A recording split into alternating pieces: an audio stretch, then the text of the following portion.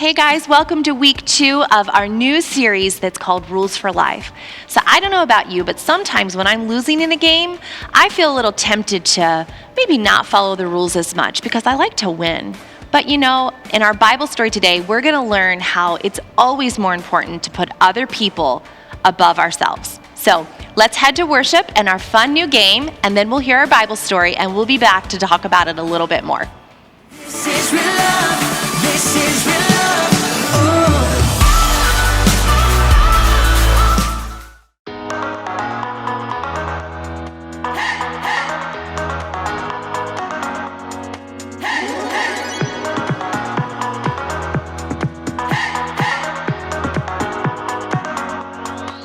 This is my faith, this is my focus, all of my days. I know where my hope is, I'll live it loud, I'll shout the chorus, because I know, oh, you're always for us. And even when it's hard for me to see, I will trust in you, I will believe. And even when it's hard for me to see, I will trust in you, I will believe. And keep on looking to you for where I'm going, knowing you go there too. I'll keep on looking to you. I fix my eyes on you. You are my only focus. You are my only focus. You are my only focus. I fix my eyes on you. This is my faith, this is my focus, all of my days. I know where my hope is, I'll live it loud, I'll shout the chorus, because I know, oh, you're always for us. And even when it's hard for me to see, I will trust in you, I will believe. And even when it's hard for me to see, I will trust in you, I will believe. And keep on looking to you for where I'm going, knowing you go there too. I'll keep on looking to you. I'll fix my eyes on you. You are my only focus. You are my only focus. You are my only focus. I fix my eyes on you, oh yeah. Woo! You ready? Come on, let's go. Hands in the air, hands in the air. I know you're there, I know you're there. Anywhere, oh. Anywhere. I fix my eyes on you. Hands in the air, hands in the air. I know you're there, I know you're there. Anywhere, I fix my eyes on you. And keep on looking to you for where I'm going, knowing you go there too. I'll keep on looking to you. I'll fix my eyes on you.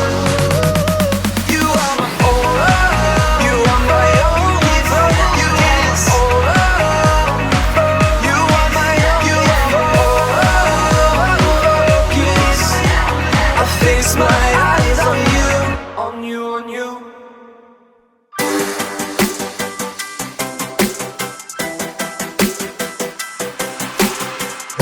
Before the day I took a breath, you had a plan for my every step. You promised to always be by my side. I believe that you are the way, you are the truth, you are the light. So I sing this to you. You keep your promises every day. I will believe in everything that you say. Yeah, in the dark I know you're making a way. Jesus, I will trust you. You're always good at everything that you do. And I know everything that you say is true. And every moment you are leading me through.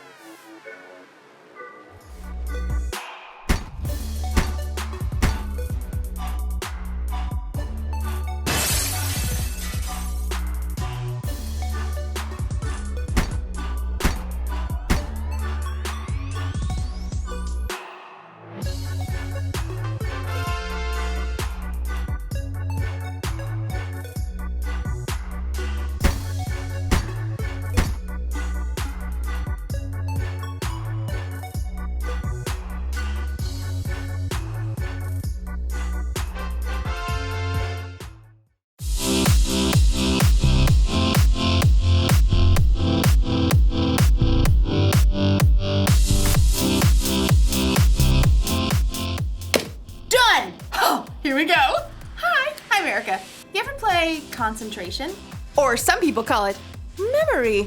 My friends and I play it all the time. I'm the best at it. The object, if you don't already know the rules, is to find two cards that match. Boom!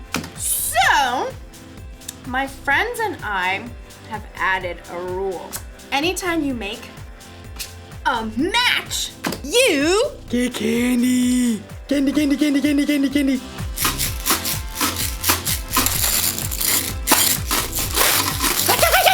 what can I do? It's a rule, and rules are part of life. Yes! You've got to talk about rules when you're talking about responsibility. Responsibility is showing you can be trusted with what is expected of you. Of course, the rules don't say I have to eat candy every time I get a match. So, usually, I save it for later. This is what I've won so far. I mean, what can I say? I know how to pick 'em. My friends are like, you're too good at this game. Give us some candy. And I'm like, get your own. I might have a problem. Now, today's story is one that Jesus told about a man who had a little problem with sharing. Who knows what that's like? I'll see you in a bit. Mine. The Bible. It's 66 books of history, stories, letters, and poetry that fit together to form God's one big story. The epic adventure of how He created us and loves us so much that He made a way to rescue us. As we travel through the Bible, from Genesis to Revelation, we discover people who met God and found their lives changed forever. Now, for an amazing story, inspired by the book of Luke, chapter 12, verses 13 through 21. Everywhere Jesus went, large crowds followed him. Some really wanted to learn and change. Some were just curious. Others, like the religious leaders, listened to Jesus' words so they could trap him with tricky questions. But there were some people who just wanted Jesus to back them up, to tell them that their way was the right way. One of these was a man, we'll call him Ezra. Teacher! Hey! Teacher! Ezra's demand was loud enough that everyone stopped talking to look at him. Are you gonna let me through or what? Ezra shoved through the crowd, dragging another man behind him, his brother. Teacher, you've got to tell my brother here that he has to divide the family property with me. Ezra's brother looked like he wanted to sink straight into the ground. Jesus turned to Ezra. Friend, who made me judge or umpire between you? People listen to you. I thought you could, just settle this. Tell my brother I'm right. Watch out. Be on your guard against wanting to have more and more things. Life is not made up of how much a person has. That is not what I asked. Jesus didn't argue with the man. Instead, he told a story, a parable. If he had told this story today, it might sound just a little something like this. There once was a rich man whose field grew a fantastic crop of grain. Perhaps it was corn.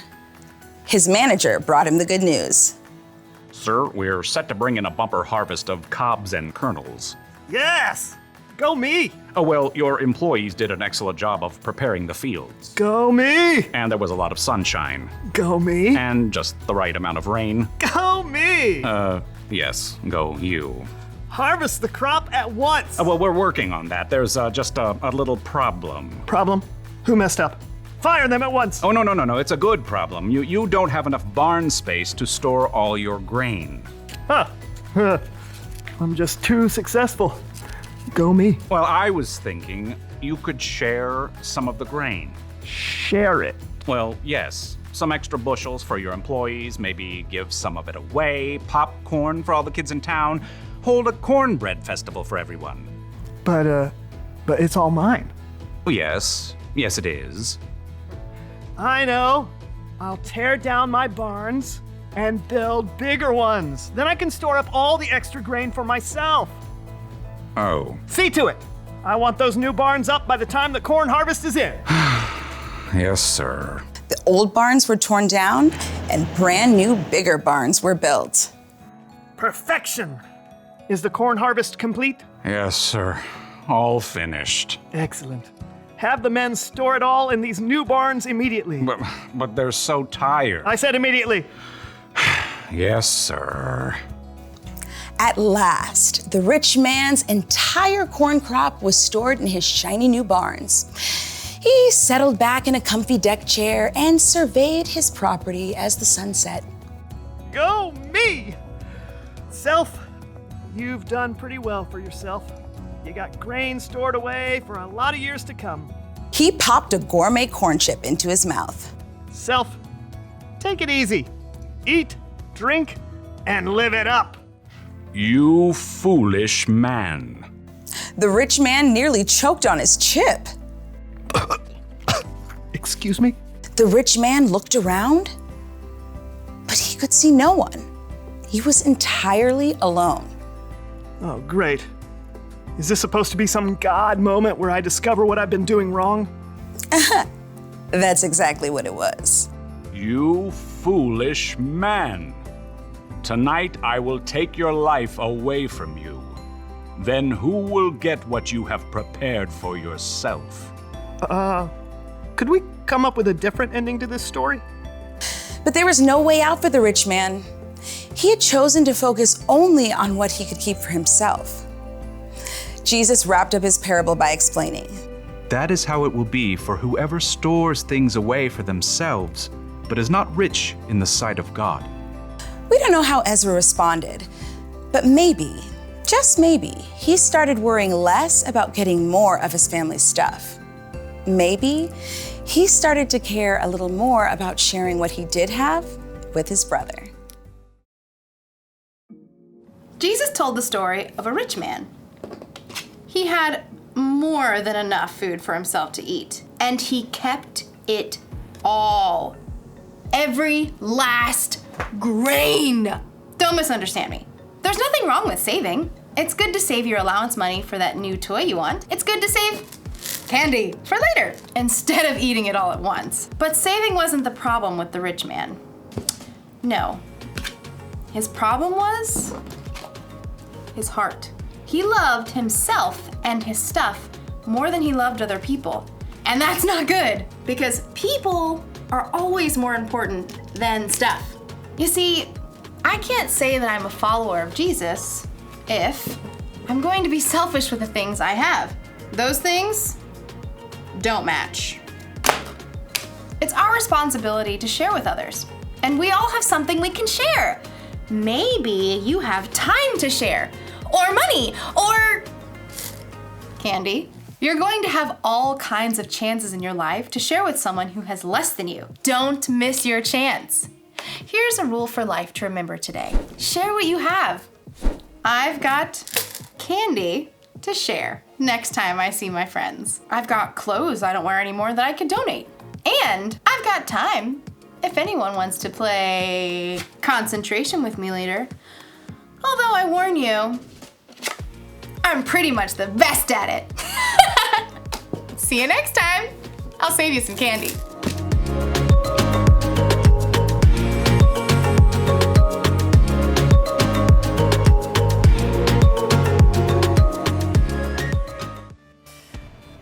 So in today's Bible story, we learned about a guy who maybe didn't share so well. But that's our challenge this week. Share what you have. Share what you have with others. That could be some new toys you got for Christmas, maybe your favorite food at dinner time, any way that you can share with others. Try to do it this week. Okay, let's pray.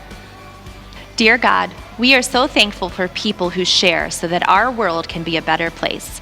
Help us be quick to love the people around us with what you have gifted us with. Help us remember that there is nothing too small or insignificant that you can't use to do big things. Help us know that we can always share what we have.